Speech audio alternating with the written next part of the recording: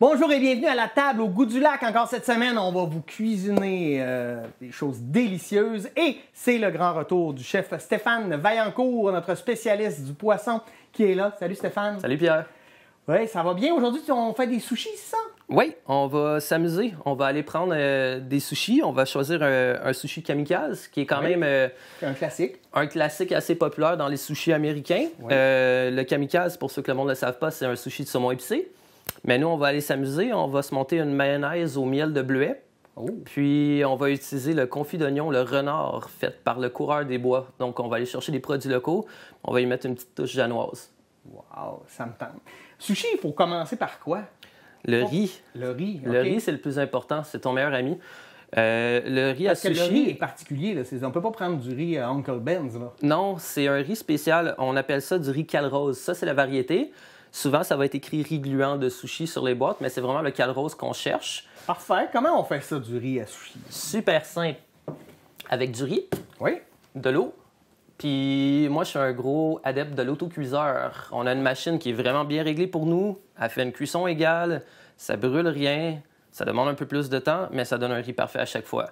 Donc ça, c'est la première étape. Puis ensuite, le riz à sushi, quand il est fait, il y a toujours une petite saveur vinaigrée à ciseler dedans.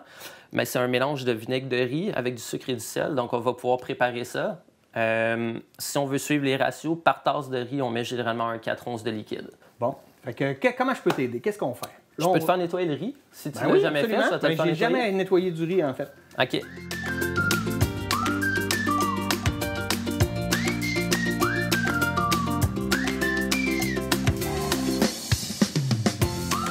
Fait que là, je laisse égoutter finement Ben, on va voir, mais vu qu'on n'a pas une grande quantité, je crois que c'est bien. J'aime toujours taper mon riz comme ça sur le côté plutôt que le shaker en bon anglais.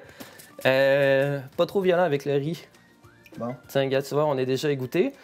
Donc, on peut aller à l'autocuiseur. Parfait. L'autocuiseur, c'est ça? Oui, ça, c'est mon autocuiseur. Tiens, je vais le brancher. Parfait. Déjà, ça va être Ça, à une partir de quand c'est branché, c'est déjà en train de travailler. Comme là, il est déjà en mode réchaud.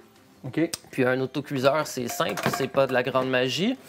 C'est un élément chauffant OK. avec quelque chose qui ne brûle pas. Donc, on met le riz. Puis, à l'intérieur de l'autocuiseur, on a des marques déjà pour les quantités d'eau. Les marques qui sont ici, c'est les tasses versus les quantités d'eau qu'il faut mettre. Comme si on avait eu un 2 tasses, on aurait mis de l'eau jusqu'ici, mais on en a 1,5. Donc, on va tricher, on va y aller un petit peu à l'œil parce que mon marqueur commence à 2 tasses. Fait qu'on va aller un tout petit peu plus bas.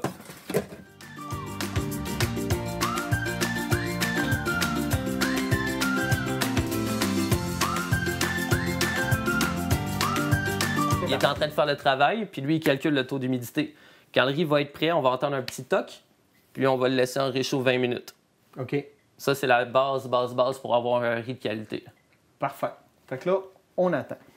Pendant cette attente-là, qu'est-ce qu'on va faire?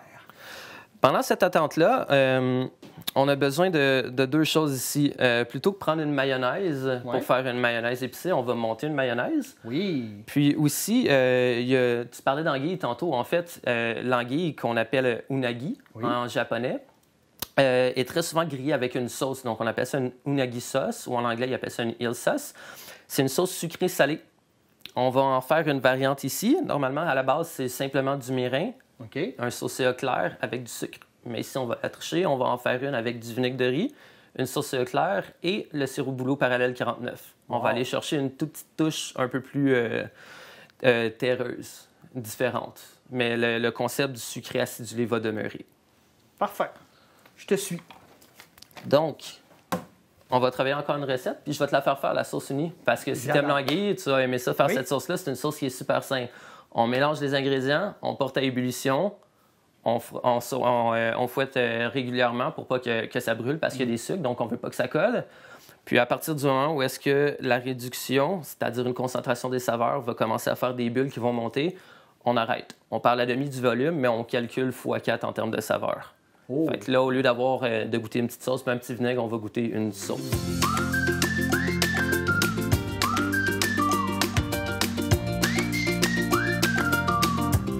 Pour la sauce, notre sirop bouleau parallèle 49. Oui, extraordinaire. Hein? Sauce soya légère, on va la tourner de côté parce qu'on fait la production des produits locaux et non des entreprises. Oui. Mais peu importe la marque, que tu achètes du Kikkoman, du Sélection, une sauce soya, c'est une sauce soya. Tu veux du sodium ou t'en veux pas? Nous, on veut du léger parce que sinon, ça va être trop puissant en termes de salé. Puis le vinaigre de riz. Normalement, la recette classique appelle le mirin. Oui. Mais en faisant la liste d'épicerie, je n'ai pas pensé mettre le mirin.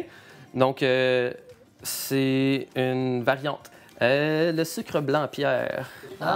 Oui! Trouvé à ne pas se tromper avec le sel. Qui est blanc aussi, d'ailleurs. Hein? On tient à le noter. Donc, on va faire environ une tasse pour que quand ça réduit, ça donne une demi-tasse. OK. Ce qui appelle à 2 cuillères de sucre. Ouais. Puis après, on va ressortir la tasse à mesurer. Si tu veux aller me chercher, est-ce que ça se rend jusque-là ici? Non, on va tricher un petit peu, on va faire plus que ce que je voulais. Ça va me prendre un 100 ml de vinaigre de riz, Oui. puis un 100 ml de sauce soya claire.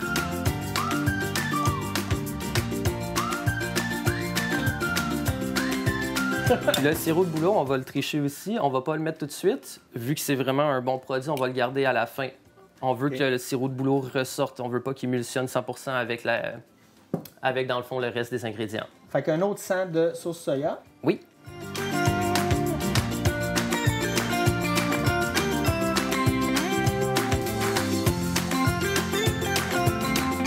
Puis, on va aller allumer notre élément à feu élevé.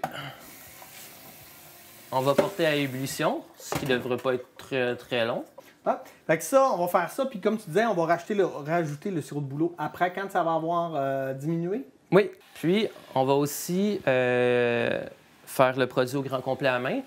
Une mayonnaise épicée classique pour les sushis, ça va appeler à 3 ingrédients. Normalement, on va prendre de la sriracha, de la Kewpie, qui est une mayonnaise japonaise un peu plus crémeuse puis ronde. C'est moins agressif qu'une mayonnaise style Hellmann's.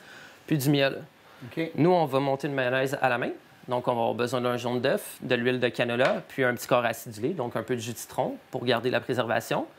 Puis après, on va aller mettre une sambal au lait. Oui. On va aller mettre un miel de bleuet qui est local aussi. Puis, on va vraiment comme se faire un produit un peu plus personnalisé Lac-Saint-Jean. Parfait. Je clique j'aime. On peut brasser, dans le fond, on veut vraiment dissoudre les sucres. Puis même, je vais me permettre de t'en rajouter un petit peu plus, puisqu'à l'odeur, le vinaigre de riz, présentement, il est un peu plus puissant puis un peu moins sucré que le mirin. OK. Donc, on va aller tricher, mais on ne veut pas en mettre trop, puisque notre sirop de bouleau, à la fin, va être sucré lui aussi. Puis il faut que le sel, l'acide demeure dans cette sauce-là. OK. Donc, pendant ce temps-là, on peut commencer à mettre notre tablé pour une mayonnaise faite à la main. Parfait. Fait que je te fais ton jaune d'œuf. Oui.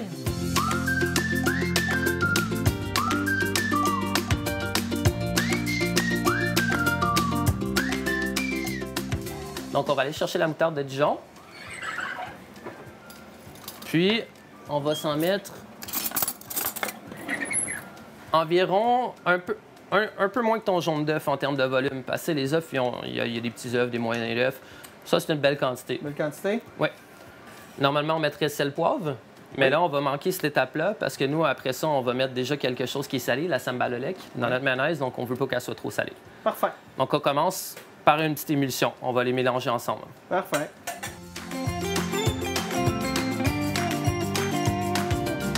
Ah, tu vois, le riz vient juste de popper. Donc, on se calcule un 20 minutes à partir de maintenant. Parfait.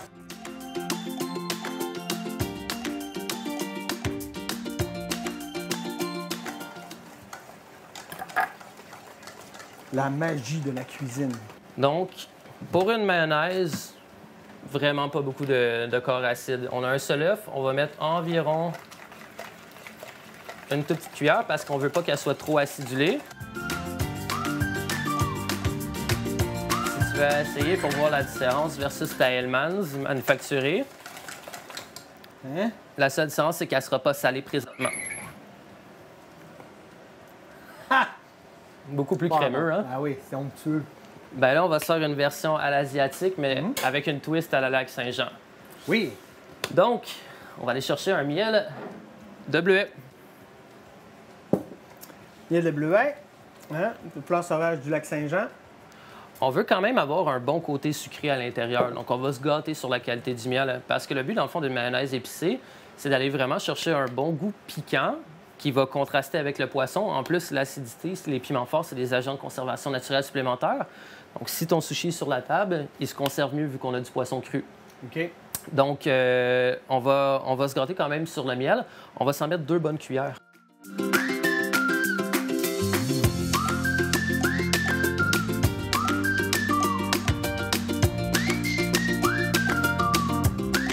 Je vais utiliser la bonne vieille technique, Oui. Moi, j'aime ça. le coin du couteau. Ça ne tombe jamais.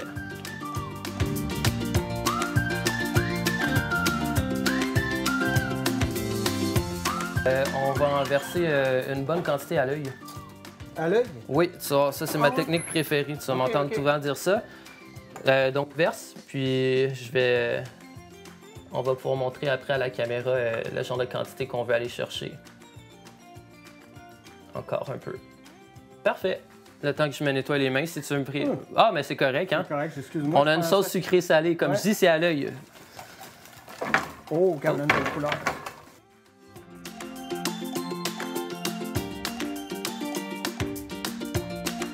Puis, si tu veux l'essayer, tu vas avoir un bon petit côté piquant. Faut pas s'attendre à une explosion de dragon. Non, correct. Mais on va avoir une saveur quand même complexe. Oh. Je vais y goûter moi aussi pour s'assurer qu'on a eu les bonnes saveurs. Je sais pas là, moi j'aime ça.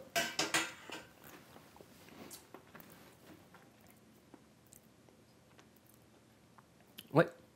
Oui, le petit piquant, il est bien présent à la fin. Le miel donne un petit côté rond. Donc là, on a vraiment un produit plus personnalisé. Cool. Donc, pour la sauce au miel, terminé. Notre sauce, elle a épaissi. Au départ, on avait juste des liquides, mais le sucre est allé légèrement l'épaissir. OK. Vraiment subtil, mais là, le truc, c'est que le sucre est encore chaud en ce moment, donc ça va continuer d'épaissir. Donc, si la personne qui prépare cette sauce-là à la maison veut s'attendre à avoir un sirop tout de suite, ne pas le faire cuire au complet jusqu'à temps qu'il y ait un sirop, parce que, mec, qu'elle le mette au frigo, elle va se retrouver avec une brique.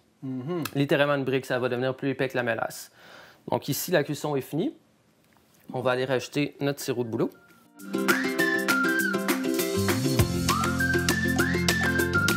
Fait que ça ici, si tu veux, Pierre, tu peux me le mettre au frigo. Il faut que ça refroidisse. Il faut que l'épaississement fasse son travail. Oh, ça sonne? Qu'est-ce que ça veut dire? Ça veut dire qu'on est à l'étape d'enchaîner avec le riz. Oh, Fait qu'on va arrêter ça ici. parfait.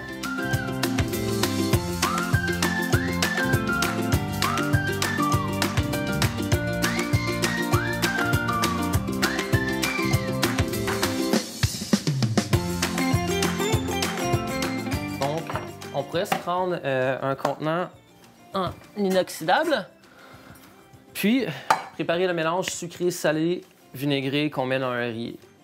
Pour la quantité de riz qu'on a là ici, on prend un 4 onces de vinaigre de riz.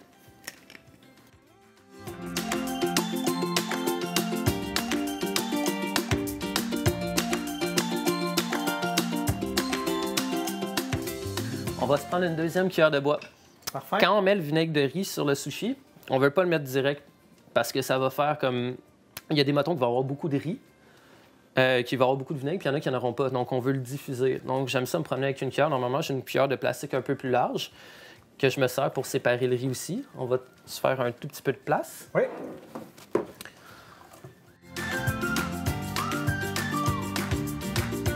Donc, le riz, avant de le séparer, moi, j'aime toujours en mettre un peu. Je vais faire un petit mouvement comme ça, puis ça va faire un peu comme un arrosoir sur une pelouse. Tu sais, tu mets pas tout ton eau d'un coup.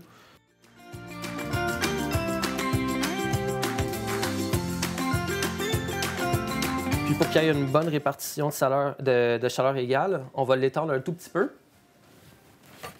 Sans trop l'étendre, parce qu'on veut pas qu'il refroidisse trop vite non plus. Puis on va venir simplement... C'est correct pour toi, ça? C'est tout à fait correct. Le mettre comme ça ici. En ce moment, il va terminer d'absorber les liquides, puis il est protégé de l'air, donc il ne va pas sécher. OK. Donc là, Stéphane, le riz est prêt. Oui. Tout est prêt, donc on est prêt à faire nos sushis. Oui, on va faire du sushi. On en a parlé, on a fait des sauces, on va faire le sushi. Pour faire le sushi, moi j'ai une technique vraiment simple en fait. La base que ça nous prend, c'est un tapis de bambou comme ça ici. Mais si on fait des sushis directement sur le tapis de bambou, on va se rendre compte que ça colle vraiment vite. Puis ça, c'est de l'enfer à nettoyer. Ça va être juste un 3 $. Si tu as 20 rouleaux de sushis à faire, à partir de ton deuxième, c'est scrap. Ouais. Il y a aussi une bonne technique du saran wrap. Moi, je suis un adepte. Un bon vieux sac Ziploc comme ça. Premièrement, le sac Ziploc, il est lisse. Il se défera pas. On enlève l'air, on ferme. On peut travailler quand on veut. Puis si jamais il est trop sale, on change de Ziploc. C'est pas écologique, mais c'est écono-pratique dans la cuisine. Donc, il faut faire des compromis des fois. Donc, on a besoin de ça ici. On va se débarrasser de notre ami le citron qu'on va se servir peut-être plus tard. Puis, on a besoin d'algues. Les algues à sushi, c'est du nori. C'est une variété d'algues qui n'a pas beaucoup de saveur, mais qui, un coup mouillé, devient vraiment malléable. OK. Puis, ça vient avec des feuilles environ 8 pouces par 10 pouces. Il y a deux côtés sur un algue. Il y a un côté qui est vraiment reluisant. Puis, il y a un côté qui est un peu plus mat. Il est un peu plus rugueux, comme si tu y touches, le côté ici est rugueux. Ouais, tu vois là. Puis l'autre côté est lisse. Le côté qui est rugueux, ça va être l'intérieur de ton rouleau de sushi. Donc, c'est là-dedans qu'on va mettre le riz. Puis l'autre côté va être l'extérieur, logiquement. Sauf qu'aujourd'hui, pour faire un kamikaze, moi, je vais faire ce qui s'appelle un rouleau de sushi inversé. C'est-à-dire, le stock va se trouver à l'intérieur, puis l'algue à l'extérieur. Non, l'algue à l'intérieur puis le riz à l'extérieur. Fait que dans le fond, ça va être plus beau pour la présentation, mais vu que le riz va être à l'extérieur, tout ce qu'on va mettre sur le dessus va rester un peu mieux. Ah, OK. On va s'en faire 2 rouleaux parce que les sushis, c'est bon. Puis pourquoi en faire juste un quand on se donne beaucoup de travail? Eh oui. Notre riz est prêt. En ce moment, il n'est absolument pas sèche. Si tu veux y goûter, goûte. Tu vas voir ce que ça fait exactement le vinaigre de riz à l'intérieur. Ça donne un petit corps acide. Oui. Puis, il est à très bonne température pour travailler. Sauf que, comme tu as vu, en le prenant, il colle beaucoup sur les doigts. Ça, c'est la particularité du Calrose.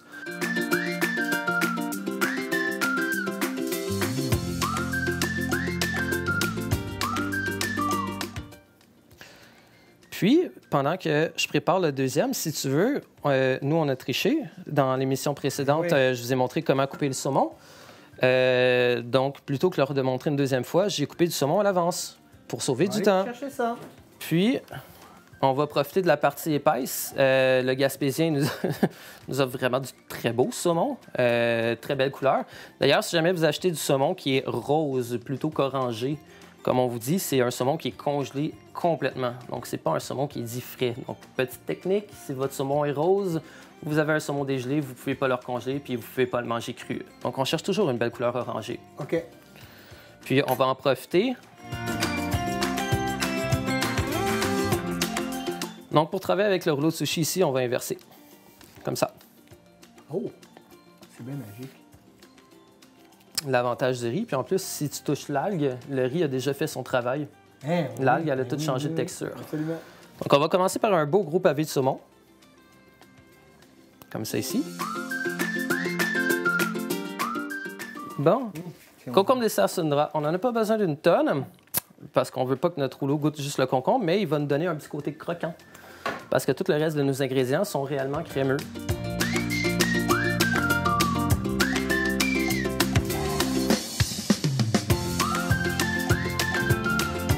Je vais me permettre d'en faire un plus beau. Le fait d'avoir déplacé mes sushis un coup viré, je ne suis pas 100% satisfait du résultat. Puis en plus, on va pouvoir en profiter, nous. Ben oui, on sent l'orgueil du chef. Oh, complètement orgueilleux.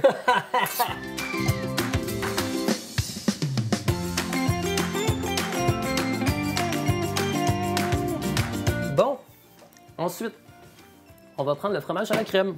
C'est un ingrédient qui est beaucoup cliché. Mais qui rajoute vraiment, comme ça le dit, fromage à la crème.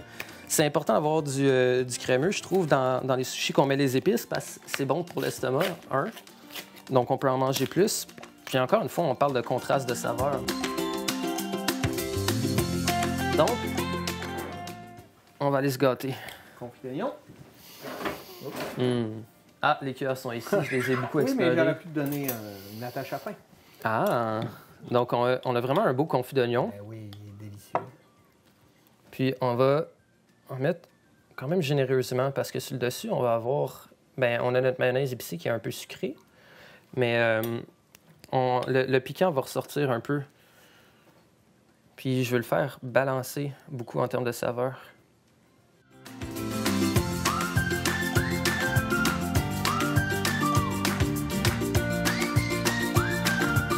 Bon, je vais pas les rouler tout de suite avec le rouleau. Ce que j'aime faire, c'est aller chercher mon stock, puis juste les préfermer comme ça ici. OK.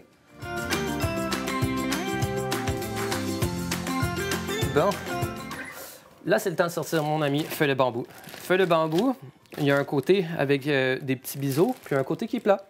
Okay. Moi, j'aime personnellement travailler avec le côté du biseau. Ça change absolument rien, mais je trouve que ça roule mieux. Puis tout ce que je fais, le sushi, tu ne veux pas l'écraser. On met la feuille aussi dessus. Moi, ce que je fais, dans le fond, pour l'expliquer, c'est je pèse une fois, puis je ramène les côtés en fermant légèrement avec une légère pression. Comme je fais pas plus... je fais pas beaucoup de pression. On veut pas l'écraser. Puis déjà là, notre rouleau va être formé. Puis en plus, c'est pas le dernier pressage.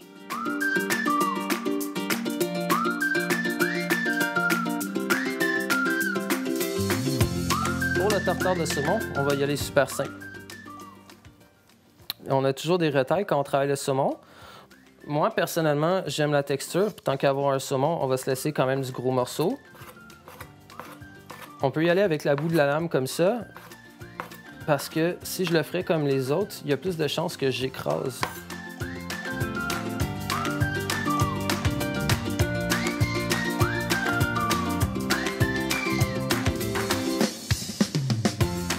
Là, pour celle-là, on va utiliser la sriracha. Parce qu'on veut pas réutiliser forcément notre mayonnaise. Puis on veut un contraste de saveur. Puis je veux que ce saumon-là, il fait bam, qui goûte piquant. Donc on va en mettre quand même une belle quantité. Ça me dérange pas quand même de mettre de la sauce dessus parce qu'au centre, on a une belle pièce qui va goûter spécifiquement le saumon.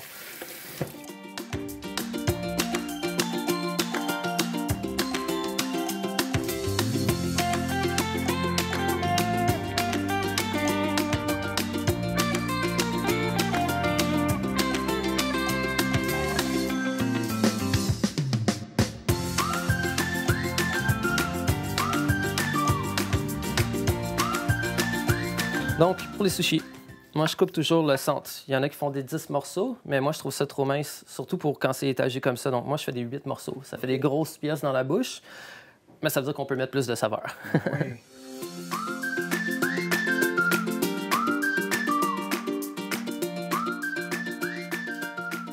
Bon, fait que, tu vois, en ce moment, on a un rouleau qui est vraiment tout croche. Ouais, mais il a l'air délicieux quand même. Fait que ce qu'on va faire, c'est juste une légère mise en forme pour la fin. Juste une toute petite pression. Tu vois, la magie est revenue. Ça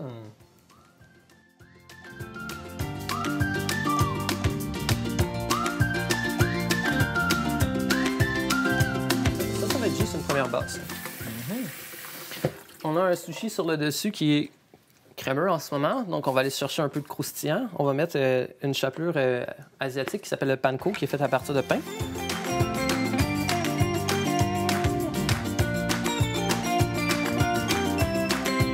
On va reprendre la mayonnaise épicée qu'on a montée ensemble à la fleur de bleuet tantôt. Oui. On va la remélanger un petit coup. Toutes les mayonnaises qui sont faites à la main gélifient plus rapidement en surface. OK. Donc, j'aime toujours redonner un bon petit coup. Puis, on va sortir la unagi sauce, la sauce sucrée salée qu'on a faite avec le sirop de bouleau parallèle 49. Oui. Parfait. Elle était au frigo, assez bien reposée, donc elle va avoir épaissi.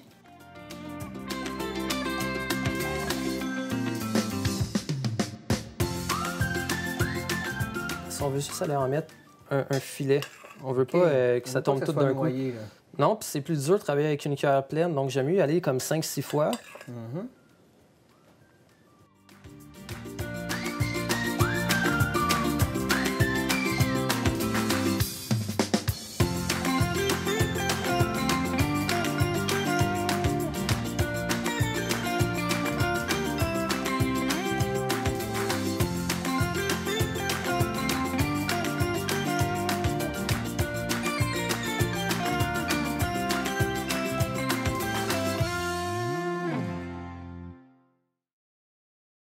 Du saumon du Gaspésien, des concombres des Sartundra et un excellent confit à l'oignon du Coureur des Bois. Pour faire ma version, Lac-Saint-Jean, Maria Chapdelaine, Bon appétit. Bon, ben là, c'est le moment où je dois me sacrifier pour goûter. Là, moi, je... Prends un beau morceau au centre, prends pas les bouts. Dans les bouts, il y a plus de riz. C'est lui, le gros, là, qui m'attire. Ça te dérange pas? Ben non. Je prends le gros ici et on va goûter ça. Je vais tout me l'envoyer dans la bouche. Ce sera pas très gracieux, mais ça va être sûrement délicieux. C'est exactement ça qu'il faut faire. C'est Si parti. tu croques le sushi en deux, tu perds la moitié des ingrédients.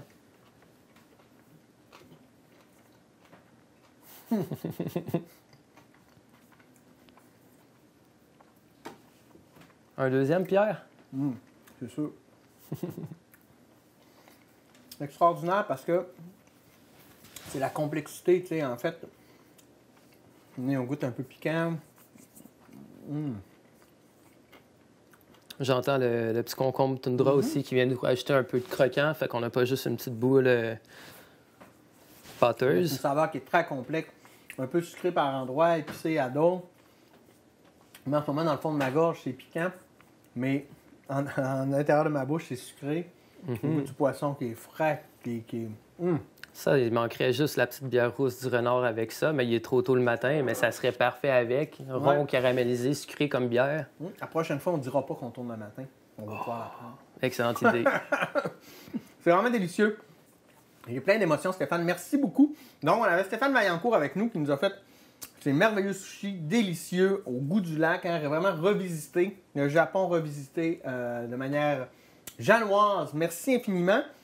On rappelle que tu es chef à domicile aussi. Oui, l'épicurien du lac. Avec le déconfinement, je vais pouvoir venir vous faire tartare, gravlax et sushis à la maison. Puis je fais des menus sur mesure au goût des gens. Merci infiniment. Et nous, on se dit à la semaine prochaine pour une autre édition de La Table au goût du lac. Bonne semaine!